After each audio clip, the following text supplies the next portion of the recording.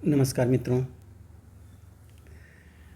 कहानियों के चैनल में आप सबका हार्दिक स्वागत है।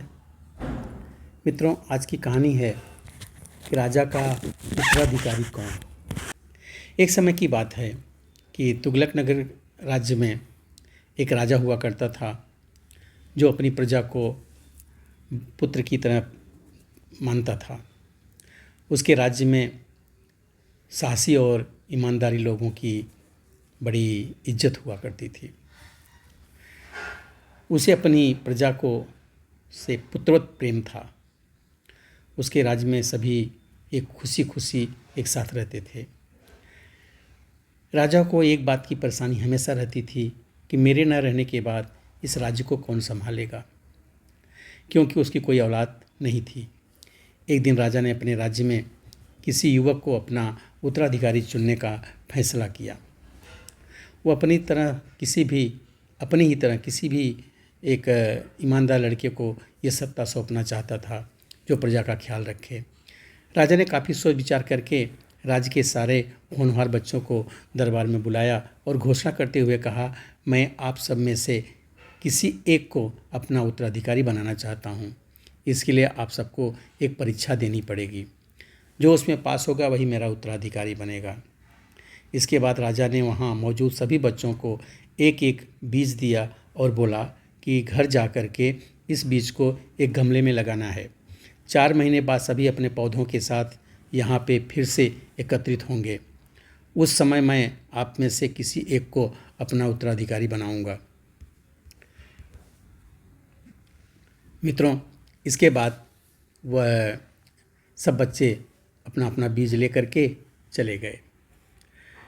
उत्तराधिकारी बनने के लिए हर कोई मेहनत कर रहा था। सभी अपने गमले में बीज बो दिए।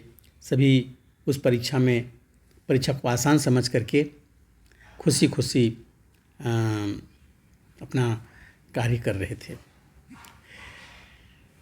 एक उसमें क्षितिज नाम का भी लड़का था जो बड़ी ईमानदारी और लगन के साथ वो भी उस पौधे को बनाना चाहता था। गमले में वो भी ले जा कर के बीज को रोपा और धीरे धीरे उसमें पानी वगैरह सब कुछ की सेवा देखभाल सब करना शुरू किया।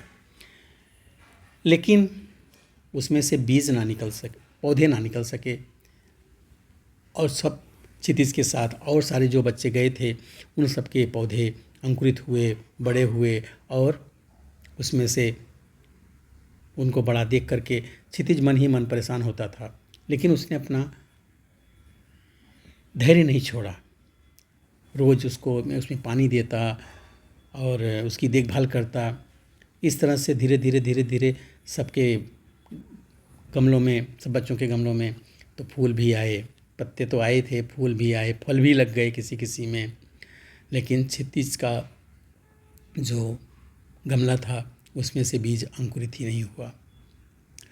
और फिर भी वो अपनी मेहनत और लगन के साथ लगा रहा। धीरे धीरे 4 महीने गुजर गए, लेकिन क्षितिज के गमले में कोई पौधा नहीं आया। वहीं ज़्यादातर बच्चों के तो पौधे खूब बड़े बड़े हो गए थे। अब क्षितिज सोच रहा था कि अगर राजा के पास जाने का समय तो आ गया है। जब राजा बुलाएगा और उसके गमले में एक भी पौधा नहीं दिखेगा तो राजा क्या सोचेगा और उसका वहाँ पे सब बच्चे मजाक भी बनाएंगे। मित्रों, इस तरह की सोच बुन में क्षितिज पड़ा हुआ था। उसकी माँ ने समझाया कि नतीजा कुछ भी आया हो, तुम्हें राजा के पास जा कर के उनका बीज लौटाना पड़ेगा। जो होगा देखा जाएगा। माँ के समझाने पर क्षितिज खाली गमला लेकर के राजा के महल में पहुंचा। उसने देखा कि सभी के गमले में सुंदर सुंदर पुष्प दिखाई दे रहे हैं, फल दिखाई दे रहे हैं। सभी बहुत खुश थे और इसे देख करके सब लोग हंसने लगे और अपनी मेहनत का बखान करने लगे। और ये चुपचाप शर्म से नीचे सर करके बैठ गया। इतने में राजा आए, सभी के गमलों को ध्यान से देखने लगे। जब वो क्षितिज के गमले के पास आए तो उन्होंने पूछा, यह किसका गमला है? क्षितिज, जी मेरा। राजा, तुम्हारा गमला खाली क्यों है? क्षितिज, मैं रोज़ाना इसको पानी देता था, मैंने इसकी बहुत देखभाल की, लेकिन इसमें से बीज निकला ही नहीं। राजा, आओ मेरे साथ। क्षितिज राजा द्वारा बुलाने पर डर गया, लेकिन उसे राजा की आज्ञा तो माननी ही थी। वह धीरे धीरे राजा की तरफ आगे बढ़ने लगा। राजा उसे सिंहासन के पास ले गए और बोले, तुम ही इस राज्य के असली उत्तराधिकारी हो।